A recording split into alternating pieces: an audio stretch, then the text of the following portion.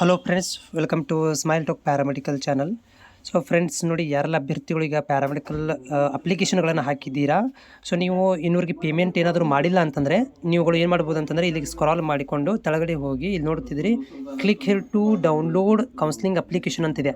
So ಇದಕ್ಕೆ ನೀವು click ಮಾಡಬೇಕಾಗುತ್ತೆ. ಸೊ ಕ್ಲಿಕ್ ಮಾಡಿದ ಮೇಲೆ ನಿಮಗೆ ಈ ರೀತಿಯಾಗಿ ನಿಮಗೆ ಅಪ್ಲಿಕೇಶನ್ ನಂಬರು ಮತ್ತು ಡೇಟ್ ಆಫ್ ಬರ್ತ್ ಓಪನ್ ಆಗುತ್ತೆ. ಇಲ್ಲಿ ನೀವು ಅಪ್ಲಿಕೇಶನ್ ಮತ್ತು ಡೇಟ್ ಆಫ್ ಬರ್ತನ್ನು ಹಾಕಿ ಓಪನ್ ಮಾಡಿದಾಗ ನಿಮಗೆ ಇಲ್ಲಿ ಈ ರೀತಿಯಾಗಿ ಏನಾಗುತ್ತೆ ಅಂತಂದರೆ ಪೇಜ್ ಓಪನ್ ಆಗುತ್ತೆ. ಬಟ್ ಇಲ್ಲಿ ಏನಂತಂದರೆ ಇವರು ಅಪ್ಲಿಕೇಶನನ್ನು ಹಾಕಿದ್ದಾರೆ ಮತ್ತು ಪೇಮೆಂಟನ್ನು ಮಾಡಿದೆ, ಸಬ್ಮಿಟ್ ಆಗಿದೆ. ಓಕೆ, ಇಲ್ಲಿ ಸ್ಟೇಟಸ್ ನೋಡ್ತಾ ಇರಬೇಕು, ಸಬ್ಮಿಟೆಡ್ ಅಂತ ಇರೋದನ್ನು ಅಪ್ರೂವ್ಡ್ ಆಗೋ ತನಕ ವೇಟ್ ಮಾಡಬೇಕಾಗುತ್ತೆ. ಓಕೆ, ಆಮೇಲೆ ಇಲ್ಲಿ ಯಾರು ಪೇಮೆಂಟ್ ಮಾಡಿಲ್ಲ ಅವ್ರಿಗೆ ಇಲ್ಲಿ ಪೇಮೆಂಟ್ ಲಿಂಕ್ ಬರುತ್ತೆ. ಇದರಲ್ಲೇ ಪೇಮೆಂಟ್ ಲಿಂಕ್ ಕಾಣಿಸುತ್ತೆ. ನಿಮಗೆ ಯಾವ ಪೇಮೆಂಟ್ ಮಾಡ್ಬೋದು, ಲಿಂಕ್ ಓಪನ್ ಆಗ್ತಾ ಇದೆ ಪೇಮೆಂಟ್ ಮಾಡಲಿಕ್ಕೆ. ಅದರ ಜೊತೆಗೆ ಏನಂತಂದರೆ ಹಿಂಗೆ ಯಾವಾಗ ಕರಿತೀರಪ್ಪ ಅಂತಂದರೆ, ಈಗ ನೋಡಿ ಪೇಮೆಂಟಿಗೆ ನಡೀತಾ ಇದೆ.